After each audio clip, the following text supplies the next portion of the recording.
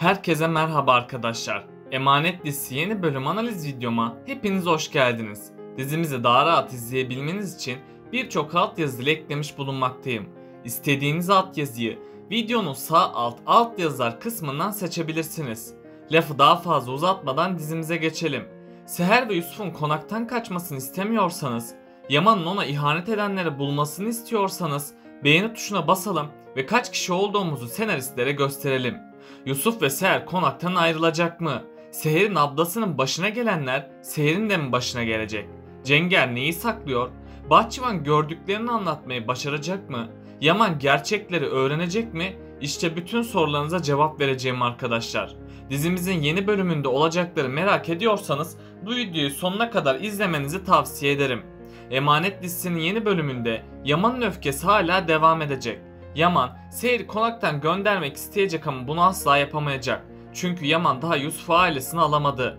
Bu yüzden Yaman bir süreliğine daha Seher'i idare edecek ve ona kötü davranacak. Ama Yaman, Yusuf'un velayetini alırsa bu onun için bir son olacak. Ayrıca Yaman şimdilik Seher'i konaktan kovmayacağını söylemişti.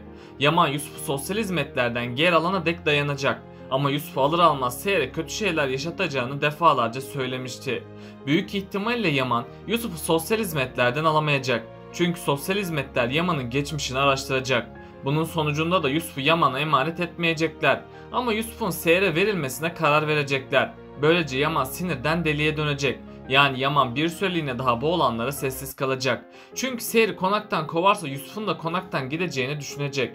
Önümüzdeki bölümde Yaman Seher'e daha kötü davranmaya başlayacak. Yaman Seher'in duygularıyla oynayıp onun kalbini paramparça edecek. Ayrıca Yaman Seher'i en ağır işlerde çalıştıracak. Seher de Yusuf'un mutluluğu için bu olanlara sessiz kalacak. Ama bu psikolojik baskılar Seher'de kapanmayan yaralar açacak. Seher şimdilik Yaman'ın neden kendisine kötü davrandığını anlayamayacak. Seher bu acılara dayanamaz hale gelecek. Bu yüzden Seher Yaman'ın yanına gidecek ve kendisine neden kızdığını soracak. Yaman ise Seher'e olan sessizliğini devam ettirecek. Ardından Seher Yaman'ın kötü birisi olduğunu düşünmeye başlayacak. Çünkü hatırlarsanız önceki bölümde Seher babasının mezarına gitmişti. Seher mezarlıkta babasına olanları anlatmıştı. Seher tam o sırada bir konuşma daha yapmıştı. Seher o konuşmasında "Sen haklıydın baba" demişti. Seher babasına "Ben de ablam gibi Kırımların batağına saplandım" demişti. Yani Seher bu sözleri söyleyerek Yaman'a güvenerek hata yaptığını söylemişti. Önümüzdeki bölümde Seher bir karar alacak. Seher'in bu kararı herkesin hayatını değiştirecek. Seher artık kendi ayakları üzerinde duran birisine dönüşecek.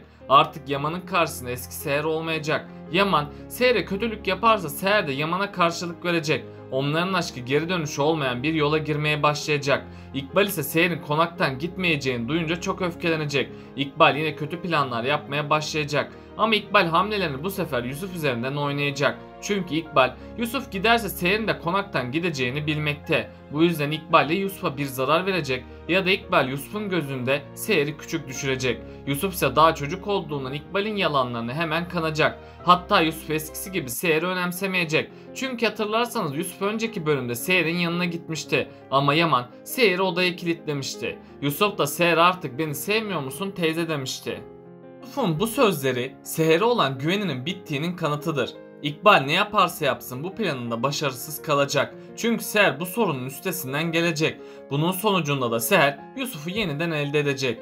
İkbal ise yine başarısız kaldığını görünce daha kötü bir plan yapacak. Büyük ihtimalle İkbal bu sefer de Yusuf'a zarar verecek. İkbal Kevser'i Trabzanlardan attığı gibi Yusuf'u da atabilir. Eğer kimse dikkat etmezse Yusuf ölebilir. Yaman ve Seher aşkı da sonsuza kadar bitebilir. Onun için Yaman ve Seher'in İkbal konusunda dikkatli olması gerekecek. Ayrıca hatırlarsanız ilk bölümde İkbal Seher'in ablasını öldürmüştü. İkbal Seher gibi Kevser'e de iftiralar atmıştı. Yalçın ve Yaman da İkbal'in attığı iftiralara inanmıştı. Yaman Kevser'e yaptığı kötülüklerin aynısını Seher'e de yapacak. Yani Seher de ablasının bahtsız kaderini yaşayacak. Çünkü İkbal Seher gibi Kevser'e de iftira atmıştı. İkbal Kevser'i Yaman ve Yalçın'ın gözünde küçük düşürmüştü. Yalçın ölmeden önce Yusuf'u Yaman'a emanet etmişti. Kevser de Yusuf'u Seher'e emanet etmişti. Böylece bu iki gencin kaderi Yaman ve Seher'e devredilmişti. Ayrıca İkbal'in bir katil olduğunu bilen biri daha bulunmakta. bu kişi Yusuf'tur. Çünkü hatırlarsanız Yusuf o sırada evde oynuyordu. Ardından İkbal ve Kevser kavga etmişti. Tam o sırada Yusuf'un annesi yere düşüp ölmüştü. Yusuf da korkuyla annesinin odasına gidip gizlenmişti. Yani Ziya gibi Yusuf da gerçeği gördü. Ama Yusuf İkbal'den korktuğu için kimseye hiçbir şey söyleyemedi. Ayrıca son bölümde Yusuf Yaman ile birlikte oyun oynuyordu. Tam o sırada Zuhal, Yaman ve Yusuf'un yanına gitmişti. Sonradan Yaman oradan ayrılmıştı. İkbal ise hemen Zuhal'in yanına gidip Seher hakkında kötü konuşmuştu. Yusuf ise onların yanında oyun oynuyordu. Aslında Yusuf konaktaki tüm olanlara şahit olmuştur. Hatta son bölümde İkbal ve Zuhal'in konuşmasında duymuştur. Eğer İkbal kötülükler yapmaya devam ederse bu onun sonu olacak. Çünkü Yusuf gerçekleri herkese anlatacak. Gerçeklerin ortaya çıkmasıyla Zuhal ve İkbal'in sonu gelecek. Ayrıca bu ihtimali de unutmayalım. Sosyal hizmetler Yusuf'u geçici olarak Yaman'a verebilir. Yaman da doğal olarak yine hırslarına kapılabilir. Yaman Seher'e boşanma davası açacak. Seher, Yaman'ın kendisine boşanma davası açtığını öğrenecek. Seher bu üzüntüye dayanamayıp Yaman'dan hesap sormaya gidecek. Yaman da sonunda sahte dosyaları Seher'e gösterecek. Seher sahte dosyaları gördüğünde gözlerine inanamayacak. Seher hemen kendisinin suçsuz olduğunu Yaman'a söyleyecek. Ama Yaman Seher'e asla inanmayacak. Yaman'ın geçmişi gerçekleri görmesine izin vermeyecek. Yaman başlattığı dev masalını sonlandırmaya karar verecek. Yaman bu kararı vererek dönülmez bir... Cenger ise Seher'in yanına gidip üzülmemesi gerektiğini belirtmişti. Seher o sırada Cenger'e onun kim olduğunu sormuştu. Cenger de Yaman'ın eski düşmanıyım demişti. Ama şimdi dost olduklarını söylemişti. Büyük ihtimalle Cenger çok zengin birisidir. Ama düşmanlarından dolayı Yaman'ın yanında hizmetçi olarak gizlenmiştir. Bu yüzden Yaman dışında Cenger'in kim olduğunu bilen yoktur. Eğer Cenger'in düşmanları onu bulursa Cenger ölecek.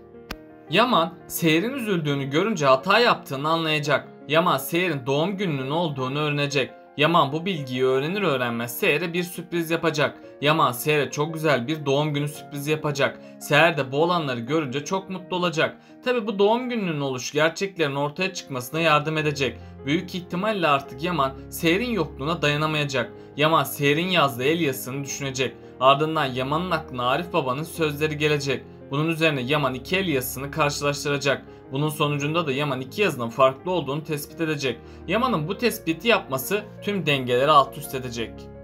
Yani sonunda aşk kazanacak. Yaman ve Seher de rahat bir nefes alacak. Ali ise Kiraz'a olan aşkını bir süreliğine daha gizleyecek. Çünkü Ali Kiraz'ın kendisine karşılık vermeyeceğini düşünecek. Ama sonradan Ali bir karar verecek. Ali Kiraz'ın aşk acısına bir sor vermek isteyecek. Ardından Ali Kiraz'a evlilik teklifini edecek. Kiraz ise ilk başlarda nazlanacak. Tabi sonradan Kiraz da bu aşk acısına daha fazla katlanamayacak. Böylece sonunda Kiraz Ali'nin evlenme teklifini kabul edecek. Yani sonunda Kiraz ve Ali de evlenmiş olacak. Peki siz Yaman'ın yerinde olsaydınız kendinizi nasıl affettirdiniz? Aşağıda düşüncelerinizi bekliyorum. Bakalım siz bu konuda ne düşünüyorsunuz? Böylelikle bu bölümün de sonuna geldik arkadaşlar. Bunun gibi videoların devamının gelmesini istiyorsanız kanalıma abone olmayı ve bu videomu beğenmeyi unutmayın. Kendinize çok iyi bakın. Hoşça kalın.